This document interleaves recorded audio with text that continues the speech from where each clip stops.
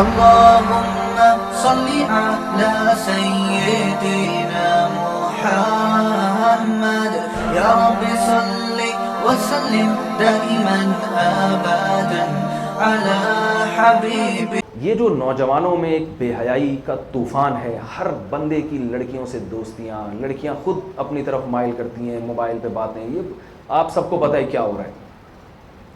اس کے بہت سارے اسباب ہیں. اصل میں تو اس پر حکومت کنٹرول کر سکتی ہے. حکومت لڑکیوں کے لیے الگ کالج بنائے، یونیورسٹیاں بنائے، لڑکوں کے لیے. مس گیدرنگ کا اسلام میں تصور نہیں ہے، لیکن حکومت تو نہیں کرے گی یہ کام، بہت مشکل ہے. اور حکومت سے جو منوانے والے لوگ ہیں ان کا بھی حکومت سے منوانے کا جو طریقہ کار ہے وہ بھی عجیب صحیح ہے. کوئی باقاعدہ کوئی ایسی محنت نہیں ہوتی جو حکومت سے کوئی چیز باقاعدہ منوائی جائے، جو یعنی قانون کے دائرے کے اندر بھی ہو اور اثر اس کا جو اثر انگیز بھی ہو. تو یہ جو بے حیائی کا طوفان ہے نا، اس کو اب ہم اور آپ نے ہی کنٹرول کرنا ہے. دیکھو آپ اگر بے حیائی میں مبتلا ہوگے، وقتی لذت اور وقتی مزہ تو ہے اس میں، لڑکیوں سے دوستیوں کا ہر ایک کو شوق ہوتا ہے، اور لڑکیوں میں ہر ایک کو شوق ہوتا ہے کوئی نہ کوئی میرا فرینڈ ہو. اس سے ذرا کیونکہ بھائی تو اس سے بہن کو وہ ایزی لوڈ یہ سب چیزیں نہیں ہوتا نا. لڑکی کو وہ اپنے بھائی سے کہتے ہیں نا 500 کا بیلنس ڈال دو گے تھپڑ مار کے بھگائے گا، دماغ خراب ہے، موبائل ہی چھین لے گا. آپ سے اگر کوئی لڑکی کہے کہ ایکسکیوز می ذرا 500 کا بیلنس ڈال دے، آپ 5000 کا ڈال دیں گے. کیا خیال ہے؟ قرضہ لے کے ڈال دیں گے آپ.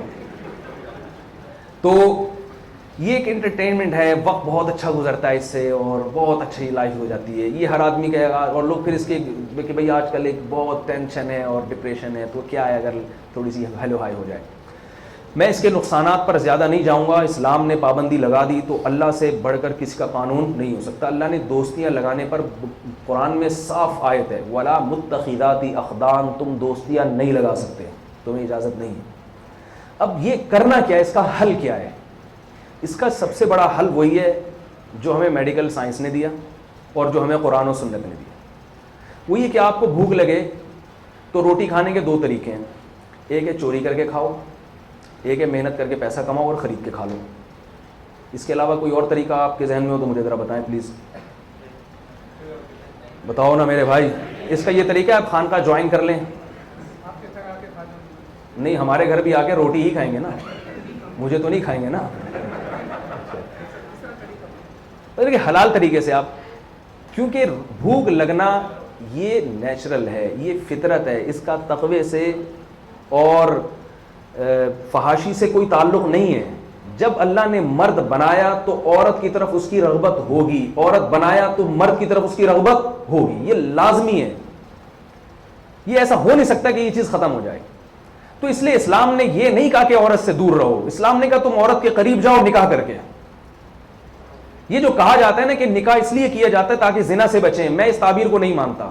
میں کہتا ہوں زنا سے بچنے کا حکم اس لیے تاکہ نکاح کریں.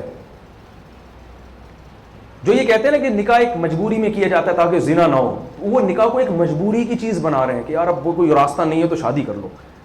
تو وہ گویا یہ بتا رہے ہوتے ہیں کہ اصل تو یہ کہ عورت سے دور رہنے کے لیے بنایا ہے، مجبوری میں نکاح کر لو. ایسا نہیں ہے. اللہ نے عورت کو مرد کے لیے اور مرد کو عورت کے لیے پیدا کیا. ان کو دور رہنے کے لیے پیدا نہیں کیا، ان کو ساتھ زندگی گزارنے کے لیے پیدا کیا ہے. یہ چیز اپنے دماغوں میں لے کر آنی ہے آپ نے. اور یاد رکھو روٹی کا سب سے بہترین وقت کون سا ہے؟ بولو نا بھائی. جب آپ کو بھوک لگے.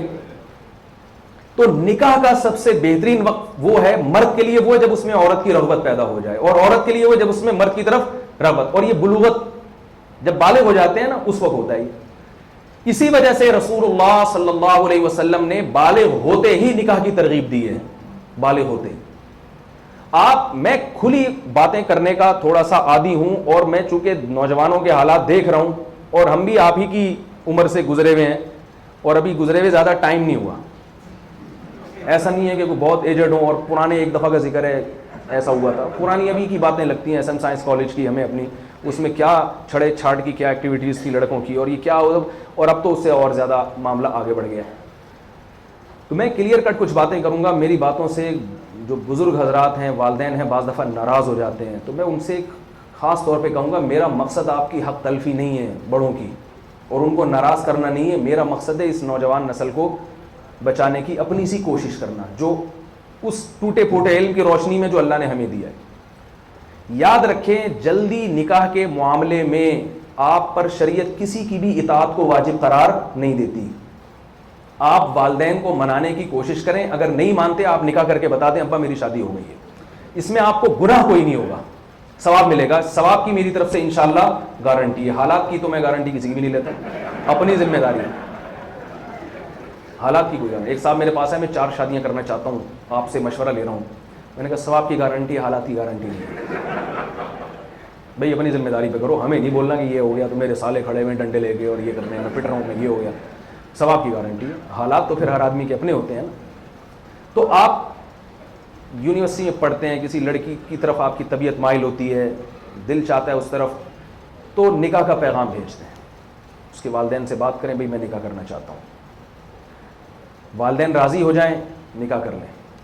پھر والدین کہیں گے ابھی بچی یوں کرے گی تو پھر یوں کرے گی تو بلانا ہوگا, پھر دمکانا ہوگا, 4 سال میں یہ بنے گی. پھر آپ نکاح کر لیں, بولے ہو گئی ہے. آئی بات سمجھ؟